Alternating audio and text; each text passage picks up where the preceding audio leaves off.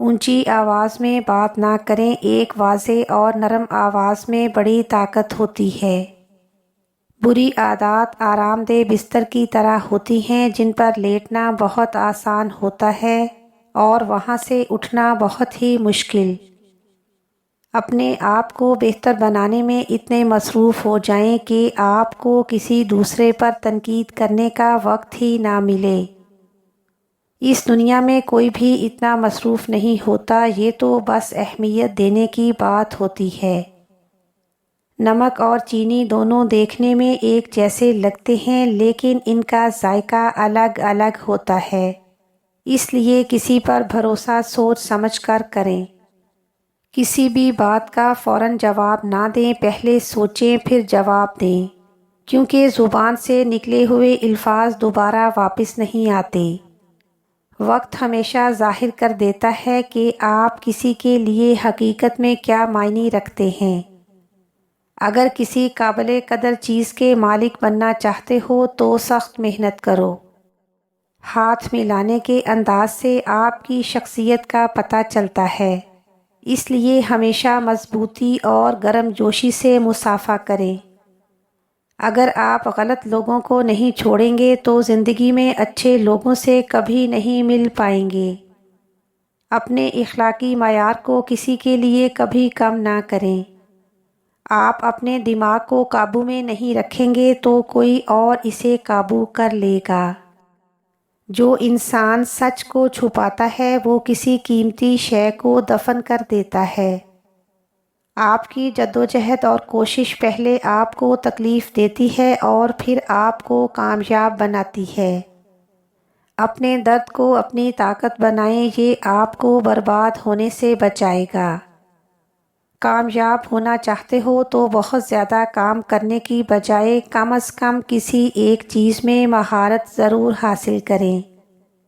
وہ کام کر کے دکھائیں جو کوئی دوسرا نہ کر سکے تو آپ وہ بن جائیں گے جو کوئی دوسرا نہیں بن سکے گا۔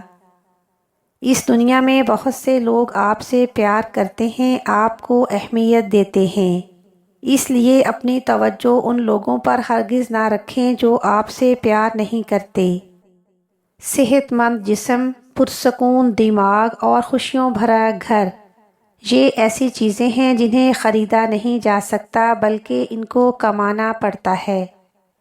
اگر آپ کی کشتی ہی غلط سمت میں جا رہی ہے تو آپ کشتی کو جتنا مرضی تیز چلا لیں، آپ منزل پر نہیں پہنچ سکیں گے۔ اپنے جسم کا خیال رکھیں، یاد رکھیں صحت بھی دولت کی ہی ایک قسم ہے۔ اگر کسی میں کوئی اچھائی دیکھیں تو اسے فوراً بتائیں، ایسی باتیں کرنے کے لیے کسی کے جنازے کا انتظار نہ کریں۔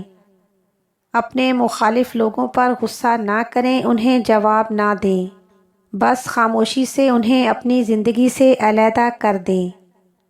جب انسان کسی کا قرض دار نہ ہو تو وہ اپنا فیصلہ کرنے میں آزاد ہوتا ہے۔ لوگوں کو اپنے کامیابی کے راز نہ بتایا کریں، زیادہ تر لوگوں کو آپ میں کوئی دلچسپی نہیں ہوتی اور کئی لوگ اندر ہی اندر آپ کو ناکام کرنے کی کوشش میں لگ جاتے ہیں۔ زندگی کی تلخیوں کے بارے میں زیادہ سوچنے سے وہ انسان پر حاوی ہو جاتی ہیں۔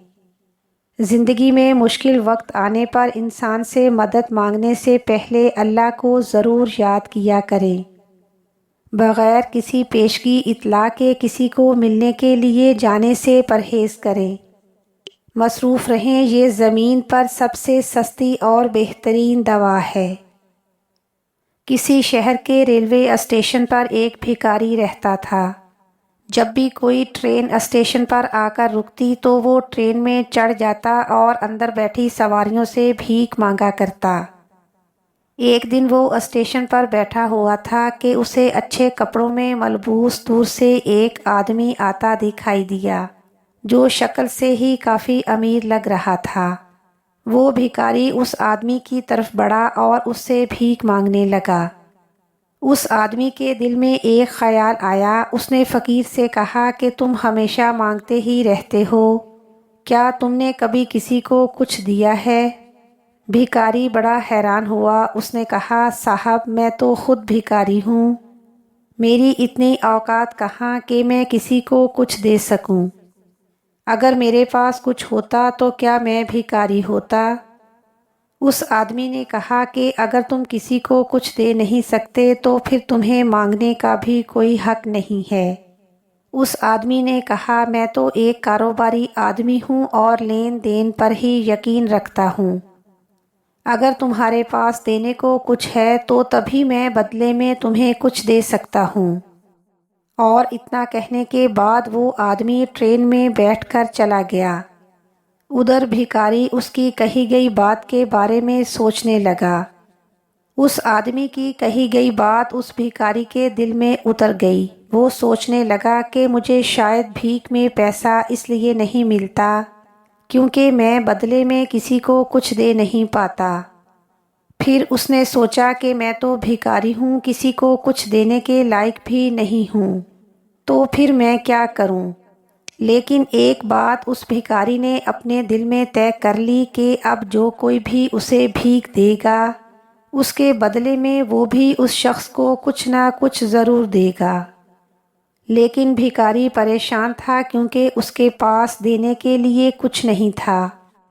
کئی دن ایسے ہی گزر گئے۔ بھکاری ہر وقت سوچتا رہتا کہ وہ بدلے میں لوگوں کو کیا دے، لیکن اسے کچھ سمجھ میں نہیں آ رہا تھا۔ ایک دن بھکاری بیٹھا ہوا تھا کہ اس کی نظر اسٹیشن پر اگے ہوئے کچھ پھولوں پر پڑی۔ اس نے سوچا کہ کیوں نہ میں لوگوں کو بھیک کے بدلے پھول دے دیا کروں۔ اسے اپنا یہ خیال اچھا لگا۔ اس نے جلدی جلدی اسٹیشن کے آس پاس اگے پھولوں میں سے کچھ پھول توڑ لیے۔ اب جب بھی کوئی اسے بھیک دیتا تو وہ بدلے میں بھیک دینے والے کو کچھ پھول دے دیتا۔ لوگ ان پھولوں کو خوش ہو کر اپنے پاس رکھ لیتے تھے۔ اب تو بھکاری روز پھول توڑتا اور بھیک کے بدلے میں ان پھولوں کو لوگوں میں بانٹ دیتا تھا۔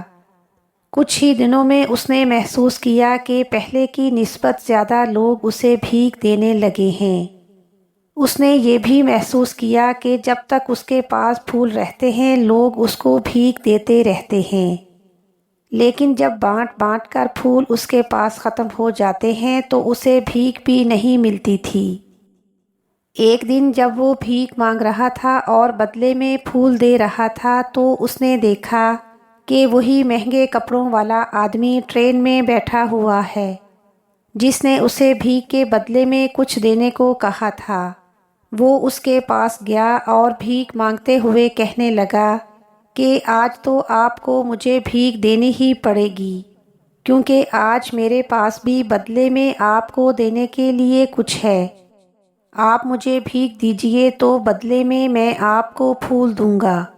اس آدمی نے اسے بھیک کے روپ میں کچھ روپے دیے اور بدلے میں بھکاری نے اسے پھول دیے۔ اس آدمی کو یہ بات بہت پسند آئی۔ اس نے کہا کہ واہ کیا بات ہے، آج تم بھی میری طرح بیوپاری بن گئے ہو۔ اتنا کہہ کر پھول لے کر وہ آدمی اپنے اسٹیشن پر اتر گیا۔ لیکن اس آدمی کی کہی گئی بات ایک بار پھر بھکاری کے دل میں اتر گئی۔ وہ بار بار اس آدمی کی کہی گئی بات کے بارے میں سوچنے لگا اور بہت خوش ہونے لگا۔ اس کی آنکھیں اب چمکنے لگی۔ اسے لگنے لگا کہ اب اس کے ہاتھ کامیابی کی وہ چابی آ گئی ہے جس کی مدد سے وہ اپنی زندگی کو بدل سکتا ہے۔ بھکاری ٹرین سے نیچے اترا اور اوپر آسمان کی طرف دیکھتے ہوئے خوشی سے چلایا، میں تو ایک بیوپاری ہوں، میں بھی امیر بن سکتا ہوں۔ آس پاس کھڑے لوگوں نے اسے ایسے کرتے دیکھا تو سوچا کہ یہ بھکاری پاگل ہو گیا ہے۔ دوستو، اس دن کے بعد وہ بھکاری اس اسٹیشن پر دوبارہ کبھی نہیں دکھا۔ 6 مہینے کے بعد اسی اسٹیشن پر 2 آدمی سوٹ بوٹ پہنے سفر کر رہے تھے۔ دونوں نے ایک دوسرے کو دیکھا تو ان میں سے ایک نے دوسرے سے ہاتھ ملایا اور کہا کہ کیا آپ نے مجھے پہچانا؟ دوسرے آدمی نے جواب دیا کہ نہیں، میں نہیں پہچان سکا، میرے حساب سے تو شاید ہم لوگ پہلی بار مل رہے ہیں۔ پہلا آدمی دوبارہ بولا نہیں، آپ یاد کیجئے ہم پہلی بار نہیں بلکہ تیسری بار مل رہے ہیں۔ ہم پہلے بھی 2 بار اسی ریلوے اسٹیشن پر ملے تھے۔ میں وہی بھکاری ہوں جسے آپ نے پہلی ملاقات میں قدرت کا وہ اصول بتایا تھا کہ زندگی میں ہمیں تبھی کچھ ملتا ہے جب ہم دوسروں کو کچھ دیتے ہیں۔ لین دین کا یہ اصول بہت اچھے سے کام کرتا ہے، میں نے بھی یہ بہت اچھی طرح محسوس کیا ہے۔ اور دوسری ملاقات میں بتایا کہ میں اصل میں کون ہوں۔ میں ایک بیوپاری بن چکا ہوں۔ اب میں سمجھ چکا تھا کہ حقیقت میں بھکاری نہیں ہوں، لیکن میں خود کو ہمیشہ ایک بھکاری ہی سمجھتا رہا۔ ان اصولوں پر چلتے ہوئے میں نے اسی اسٹیشن سے پھول توڑ کر بیچنے سے اپنے کام کا آغاز کیا تھا۔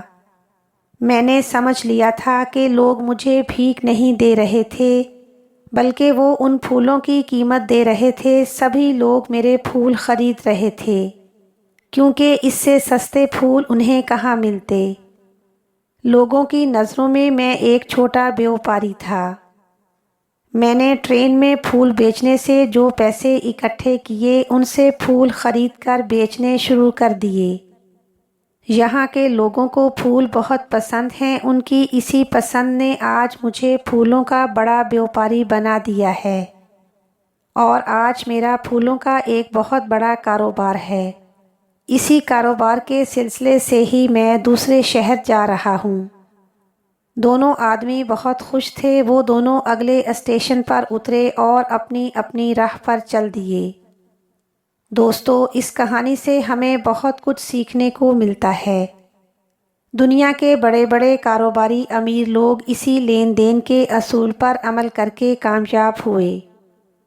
اس بھکاری نے اس لین دین کے سچے اصول کو اپنا لیا اور اس کا اثر اس کی زندگی میں صاف دکھائی دینے لگا۔ اس نے اپنی سوچ بدلی اور اس کی زندگی بدل گئی۔ خود کو چھوٹا سمجھتے رہیں گے تو ہمیشہ چھوٹے ہی بنے رہیں گے۔ بڑا بننے کے لیے ہمیں اپنی سوچ کو بدلنا ہوگا اور خود کو بڑا سمجھنا ہوگا۔ کامیابی آپ کی سوچ میں چھپی ہوتی ہے۔ خود پر اعتماد کریں، اپنی سوچ کو بڑا کریں اور سچے اصول اختیار کریں، پھر دیکھیں کہ کیسے آپ کامیابی کی اونچائیوں پر پہنچ جائیں گے انشاءاللہ۔ اور آخر میں میری دعا ہے کہ اے اللہ، اللہ پاک آپ کو صبح و شام اپنی رحمتوں، نعمتوں اور خوشیوں کی بارشوں سے نوازے۔